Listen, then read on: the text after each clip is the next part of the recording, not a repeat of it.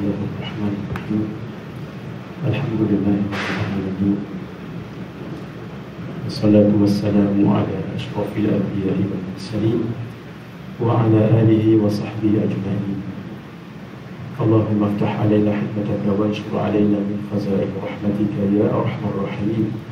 Rabbi shrah lana sudurana wa yassir lana umurana wa hlul 'uqdatan min alsinatina yafqahu aqwalana.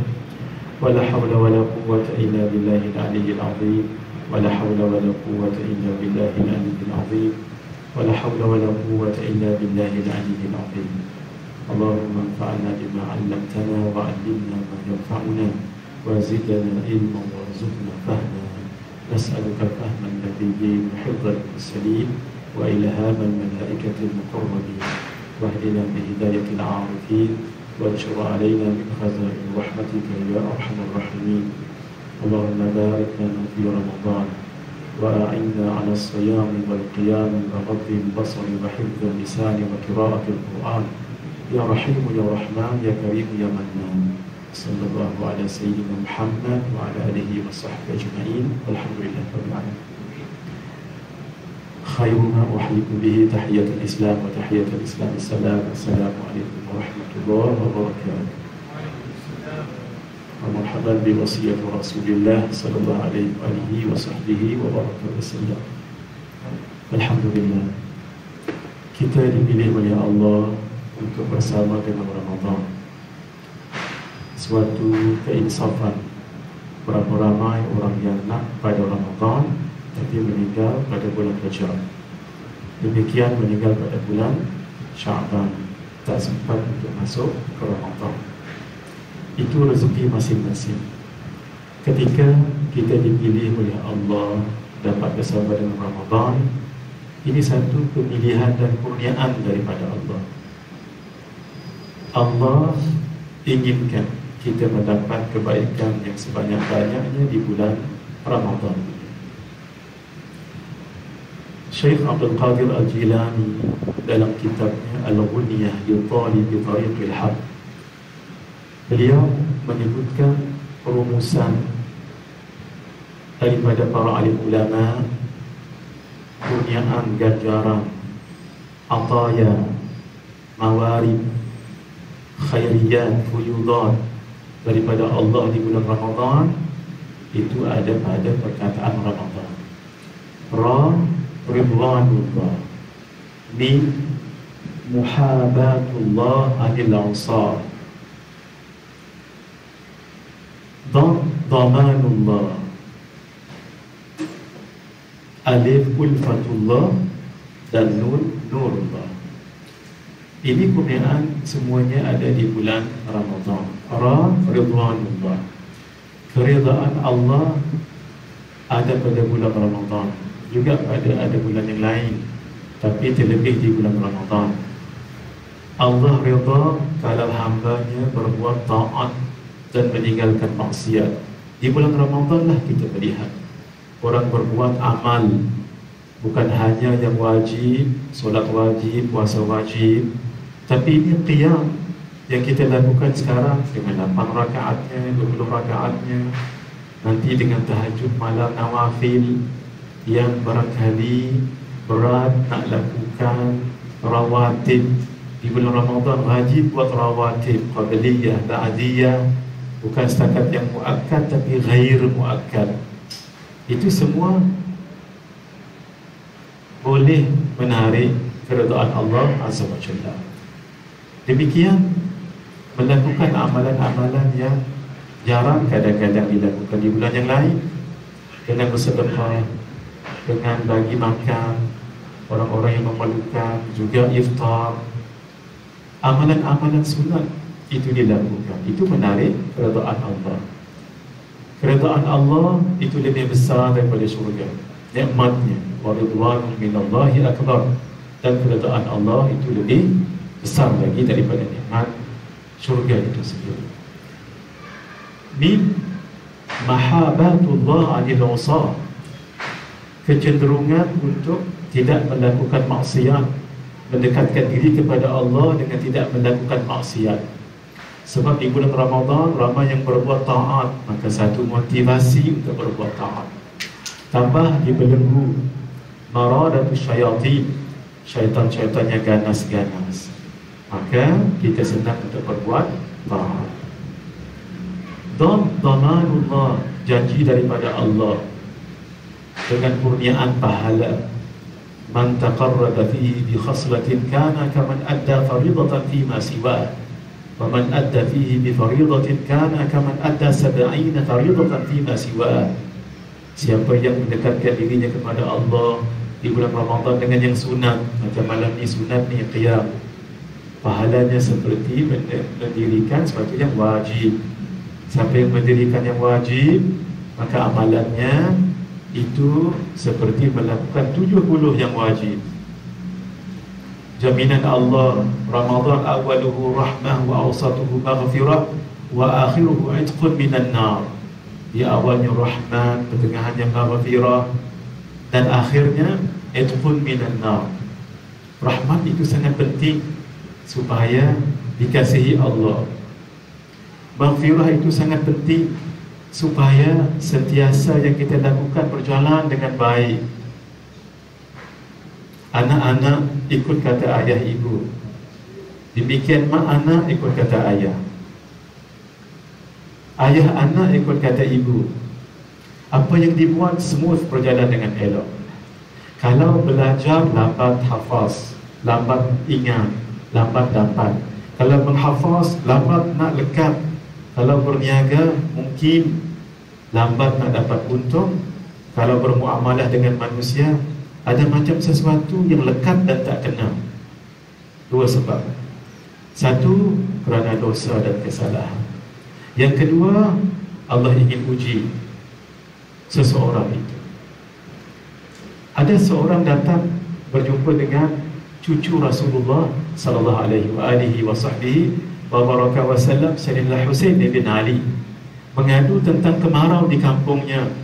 Apa solution? Lalu kata cucu Rasulullah sallallahu alaihi wasallam ini banyakkan istighfar. Orang kedua datang mengadu sudah lama berkahwin, berumah tangga, tapi belum dapat zuriat. Apa jalan penyelesaian? Dijawab, banyakkan istighfar. Orang ketiga mengadu kebun, tanaman tidak menjadi sebab kering kontang, tidak ada air yang mengalir sebab sungai dan parit itu kering. Apa solution? Dijawab, banyakkan istighfar. Setelah tiga orang ini tadi pergi, maka datang seseorang berjumpa dengan Sayyidina Al-Husain ibn Ali, cucu Rasulullah sallallahu alaihi wasallam. Wahai cucu Rasulullah, tiga orang yang datang dengan permasalahan yang berbeza pada waktu yang berbeza, tapi jawapan cuma satu, iaitu banyakkan istighfar. Apa rahsia? Lalu beliau mengatakan, ala tasma' qaulallahi ta'ala, tidakkah kamu mendengar firman Allah Ta'ala tentang Nabi Nuh alaihi salam yang mengatakan, faqultu astaghfiru rabbakum innahu kana ghaffara yursilis samaa'a 'alaikum midrara wa yumdidkum bi amwali wa banin wa yaj'al lakum jannan wa yaj'al lakum anhara. Nabi Nuh mengatakan, faqultu astaghfiru, lalu aku mengatakan, minta ampun kepada Tuhanmu, innahu kana ghaffara, kerana dia Allah Maha Pengampun.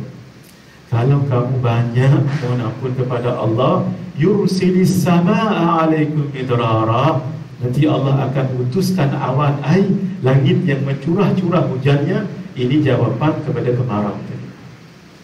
Barakah hujan tadi, wa yumdidkum bi amwali wa banin, dan Allah akan memperbanyakkan akan harta-harta dan anak-anak. Jawapan kepada yang tadi kahwin belum dapat zuriat. Wa yaj'al lakum jannat wa yaj'al lakum anhara, dan Allah jadikan kamu jannat, kebun-kebun bekas hujan tadi, wa yaj'al lakum anhara, dan Allah jadikan akan sungai-sungai. Ini jawapan kepada permasalahan tadi tiga. Jawapannya satu, banyak istighfar. Dan juga permasalahan yang lain. Pengampunan Allah itu ada di dalam bulan Ramadan. Untuk yang berpuasa dengan penuh keimanan dan muhasabah, untuk orang yang qiyam dengan keimanan dan muhasabah, dan untuk orang yang qiyam Lailatul Qadar juga keimanan dan ihtisab, semua satu sahaja. Ghufira lahu ma taqaddama min dhanbi. Man shama ramadhana imanan wa ihtisaban ghufira lahu ma taqaddama min dhanbi. Man qama imanan wa ihtisaban ghufira lahu ma taqaddama min dhanbi. Man qama Lailatul Qadri imanan wa ihtisaban ghufira lahu ma taqaddama min dhanbi. Tiga hadis tadi sebut siapa yang puasa, siapa yang qiyam tarawih begini, siapa yang membangunkan malam Lailatul Qadar dengan dua syarat. Satu, penuh keimanan. Kedua, dengan ihtisab, harapan ganjaran daripada Allah, tidak yang lain, akan diampunkan dosanya yang telah lalu. Ai dosa-dosa kecil. Pengampunan dosa itu ada di bulan Ramadan. Maka dengan amalan, dengan hasanah, dengan kebaikan, bersedekah kepada orang, itu menghapuskan dosa-dosa kecil. Innal hasanat yudhhibnas sayyi'at. Sesungguhnya kebaikan-kebaikan itu memadamkan kesalahan-kesalahan yang kecil. Alif, ulfatullah, kelembutan Allah ada di bulan Ramadan. Orang yang inginkan keampunan mendapat keampunan daripadanya. Orang yang inginkan hajat dimakbulkan, dikurniakan oleh Allah. Orang yang inginkan jalan keluar, Allah akan bagi jalan untuk mudah dalam kehidupannya. Ulfatullah, kelembutan daripada Allah. Hatta orang yang berpuasa tidur, niat supaya jangan mengumpat, niat untuk dapat energi supaya dapat qiyam malam, itu nilainya ibadah. Itu baru orang yang tidur. Belum lagi kalau orang yang memang solid berbuat amal ibadah. Tuan-tuan, solat ini bukan sedikit ganjaran. Nabi sebut kepada para sahabat suatu hari, ayuhibbu ahadukum idza raja'a ila ahlihi ay yajida thalatha khalifatin idhamin siman.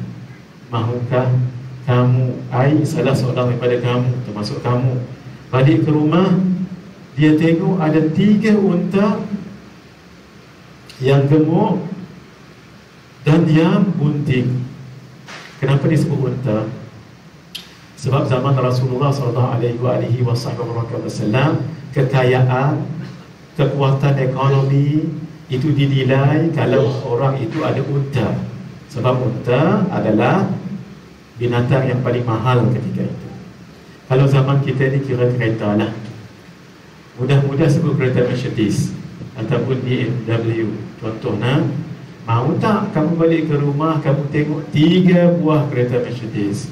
Hadis tadi, mau tak kamu balik ke rumah, berjumpa dengan keluarganya, melihat 3 ekor unta yang gemuk dan yang bunting. Maksud kalau bunting dia mengandung anak.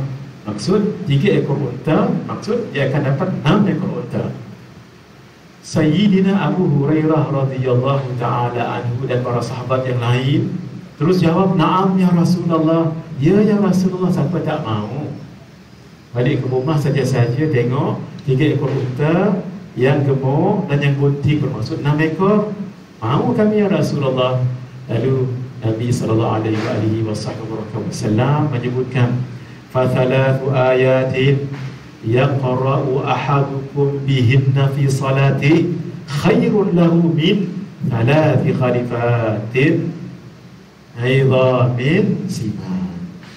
3 ayat yang kamu baca dalam solatmu, solat sunat baik, fardu baik, qada baik, nazar baik, yang penting dalam solat itu lebih baik daripada 3 ekor unta yang gemuk dan yang putih, bermakna 6 ekor.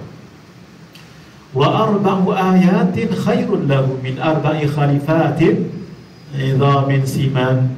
Kalau 4 ayat yang dibaca dalam solat itu lebih baik daripada 4 ekor unta yang gemuk dan yang bunting, bermaksud 8 ekor. Kalau 5 demikian. Imam Syafi'i alim Quraisy, dalam istiqra' beliau, dalam survei beliau, orang lelaki paling awal dia boleh baligh ketika umur 12 tahun. Kalau yang perempuan, anak perempuan, umur 9 tahun approximately.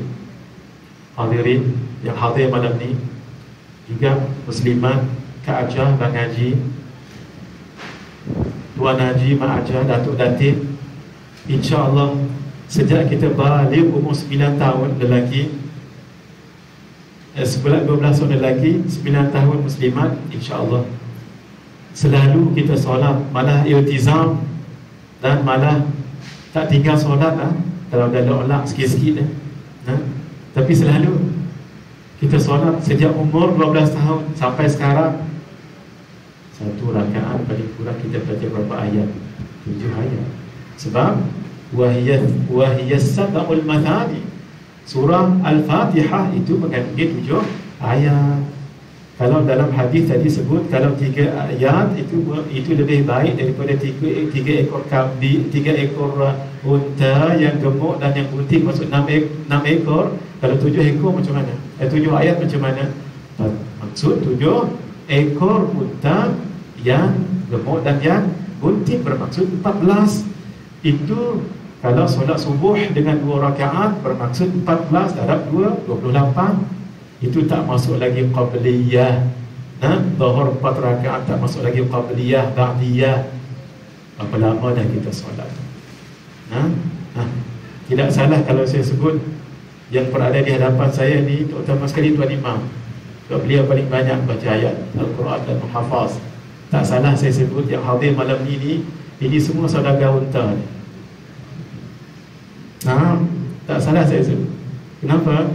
Kita tahu tak tahu hadis ni hadis riwayat Imam Muslim sahih. Kita baru tahu malam ni ataupun sebelumnya, pahala tetap kita dapat. Tadi kita dah solat berapa tadi? Fadil Ustaz Imam kita baca ayat tadi berapa? Kita di belakang paling kurang baca 7 ayat tadi.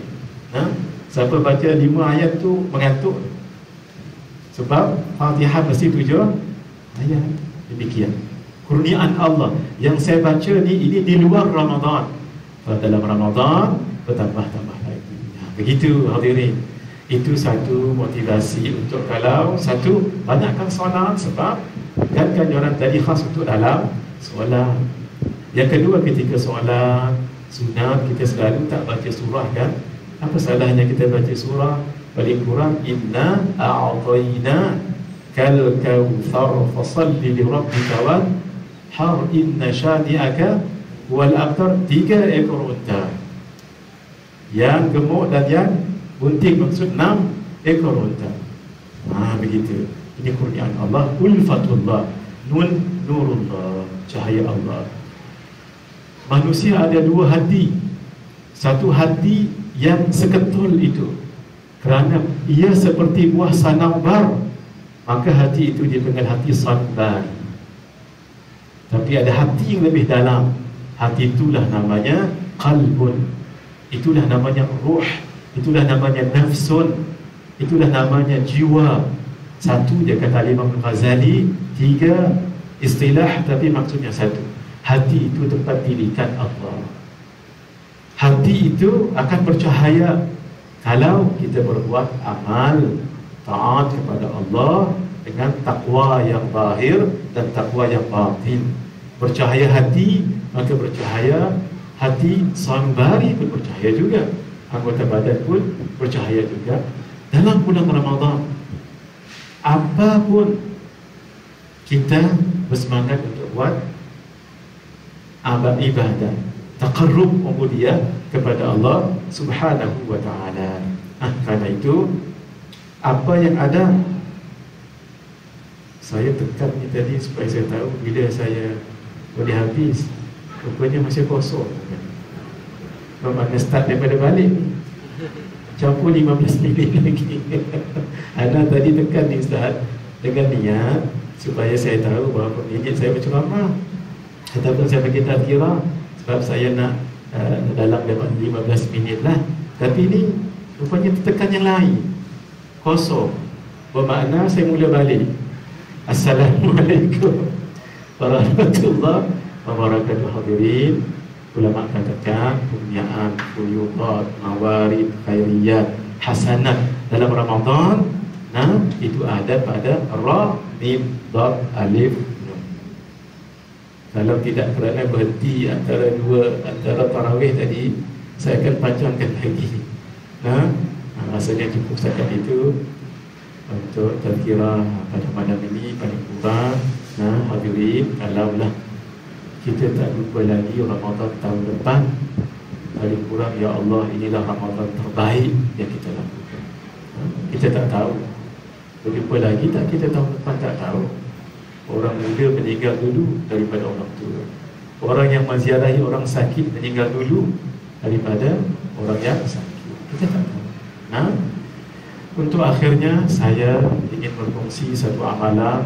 Jadi kita amalan sama-sama, sedikit mudah tapi pahalanya besar di sisi Allah. Hadis riwayat Al-Imam At-Tabrani, Rasulullah sallallahu alaihi wa baraka wasallam menyebutkan, man qala, siapa yang membaca Allahumma salli ala Muhammad, ya Allah rahmatilah akan Nabi Muhammad sallallahu alaihi wasallam, wa anzilhu al-maq'ad al-muqarrab 'indaka yawm al-qiyamah, dan tempatkan baginda di kedudukan yang paling hampir di sisimu pada hari kiamat. Baca sependek itu, wajabat lahu syafa'ah, wajib baginya syafaat. Hadis yang lain, wajabat lahu syafa'ati, wajiblah baginya syafaatku. Hadis ini Nabi tak sebut berapa kali. Kata ulama, kalau dia umum, al-umumu yabqa fi umumiyatihi, keumuman itu kekal dalam keumumannya, hatta kalau baca sekali pun hasil mendapat syafaat. Kalau kita tidaklah sekali, sebab kalau salawat sekali kita dapat 10 kali rahmat, maka kita salawatlah banyak kali, paling kurang sekali dalam sehari. Lebih baik 100 dalam sehari sebagai istiqamah. Salawat ini pendek sahaja. Contoh ikut saya, Allahumma salli ala Sayyidina Muhammad wa anzilhu al-maq'ada al-muqarraba 'indaka yawmal qiyamah. Kita ijazahkan sama-sama pada semua yang hadir dan akhir juga. Mudah-mudahan kita istiqamah mengamalkannya. Allahumma amin. Sallallahu alaihi wasallam Muhammad wa ala alihi wa sahbihi wa baraka wa sallam, walhamdulillahi rabbil alamin. Wassalamualaikum warahmatullahi wabarakatuh.